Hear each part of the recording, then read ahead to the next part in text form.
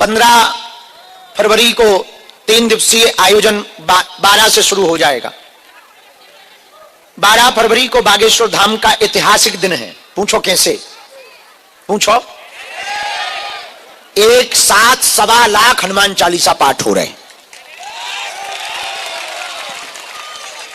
12 फरवरी को। 12 फरवरी को ही बागेश्वर धाम पर वेद विद्यालय गुरुकुलम प्रारंभ हो रहा है।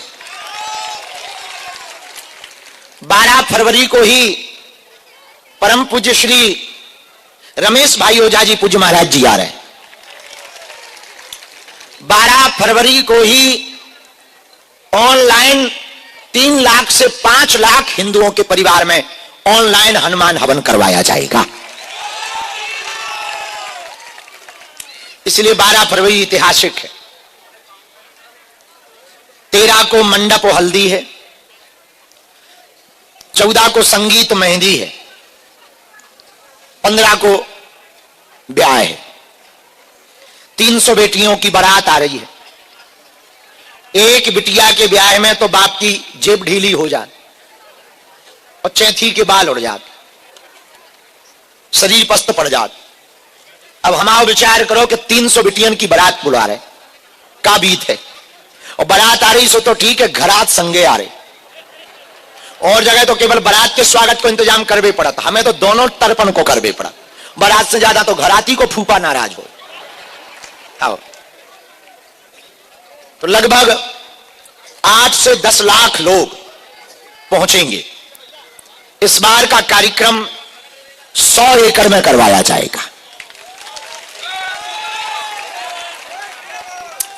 300 मंडप बनेंगे।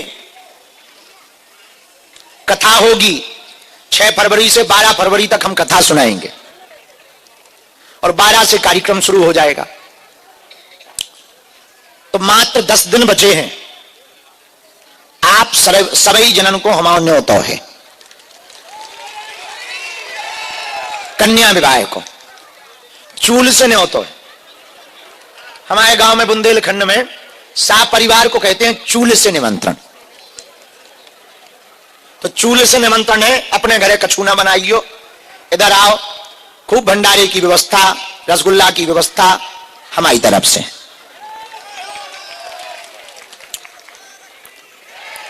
इस बार 10 राज्य और नेपाल सहित भारत की बेटियों का विवाह है।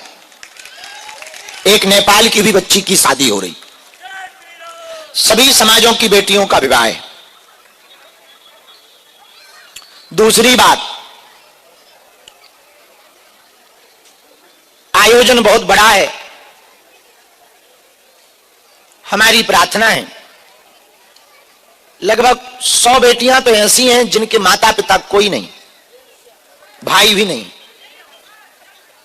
टीम ने लगभग 30,000 किलोमीटर कार चलाई। 1200 से ज्यादा घरों पर टीम गई, तब उन बेटियों को खोजा। हमारी करबद्ध प्रार्थना है भैया, जिन बेटियों का कोई नहीं है उनके आप घराती बराती बनकर जरूर आना।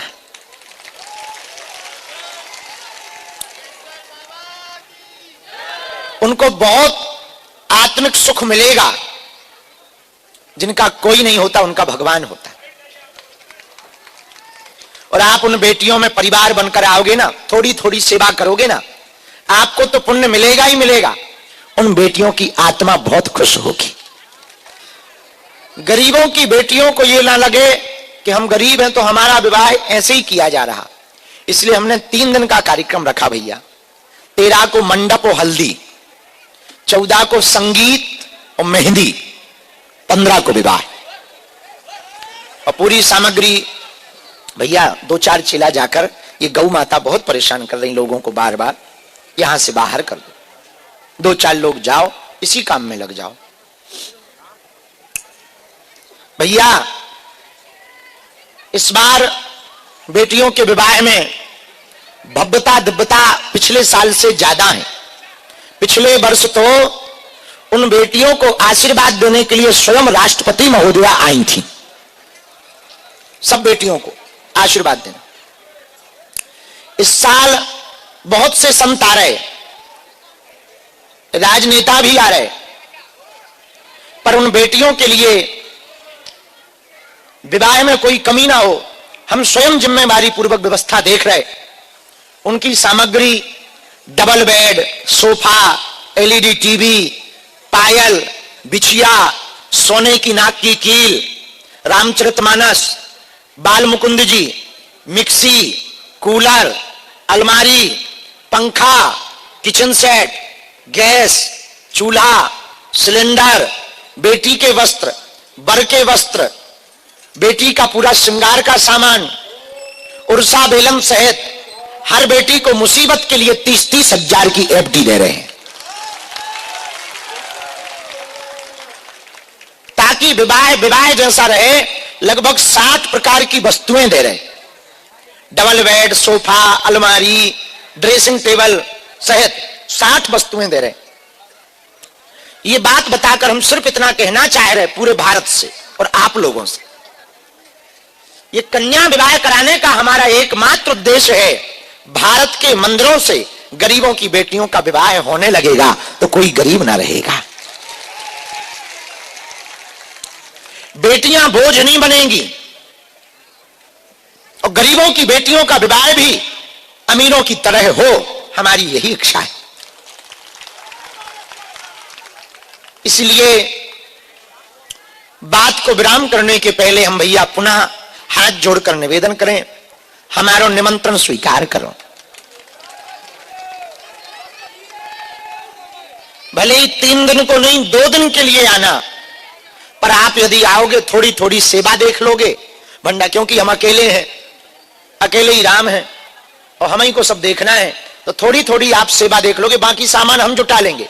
तुम दक्षिणा दे दो तो मना ना हम कर भी, मैं ऐसा नहीं है कि दे दो तो बाहर में गया कर्जा कम होगा, नहीं तो राम जी, पर दक्षिणा ना भी दो भैया, आके थोड़ी थोड़ी व्यवस्था देख लियो, अपनो धाम समझ के, अपनो आयोजन समझ के। तो भैया कोई भंडारे की सेवा देख लियो, कोई साफ सफाई की सेवा देख लियो, कोई प्यासे को पानी पिवावे की, कोई बरातियन रसगुल्ला खवावे की। इतने में हमारी चिंता थोड़ा कम हो जाए और हमारा निमंत्रण स्वीकार करो। उसी काम में हम बहुत ज्यादा व्यस्त हैं, दिन रात उसी में लगे हुए हैं। तो ये निमंत्रण की चर्चा करके एक बात और कहें, इस कन्या विवाह के बाद गुरुजी ने हमें आज्ञा दी है, जहां अस्पताल बन रहा वहां पर हम 9 दिन तक रह करके कठोर साधना करेंगे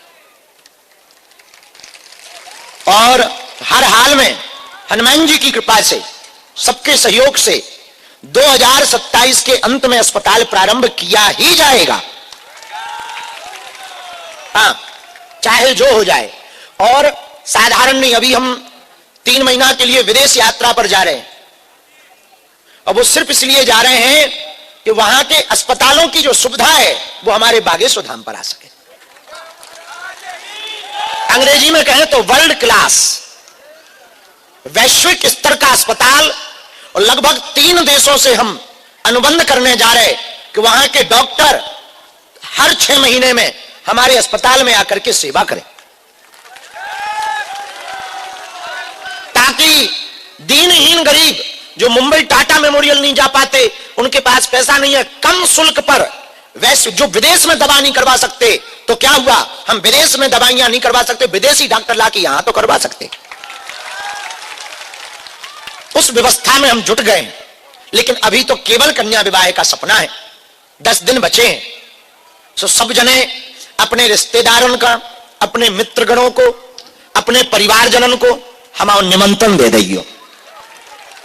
और लगभग आजकल ऐसा कोई नहीं है जो इंस्टाग्राम ना चलाओ, तो एक रील बना दीजिए। इंस्टाग्राम चलाते हो, उसको सदुपयोग कर लो। अबे तो तुम ठुमके ही देखा, फलाना बदनाम हुआ ठिकाने के लिए, या हमारे प्रवचन सुना तो यो, हमारी भी रील देखा तो यो, लेकिन एक रील कन्या विवाह की बना दो, ठीक, पक्का, डन, गारंटी। जय हो चेला। आज का दरबार अब हम प्रारंभ कर रहे हैं। सब लोग जो खड़े हैं वो बैठ जाओ, जिनको बुलाया जाए वो आएंगे।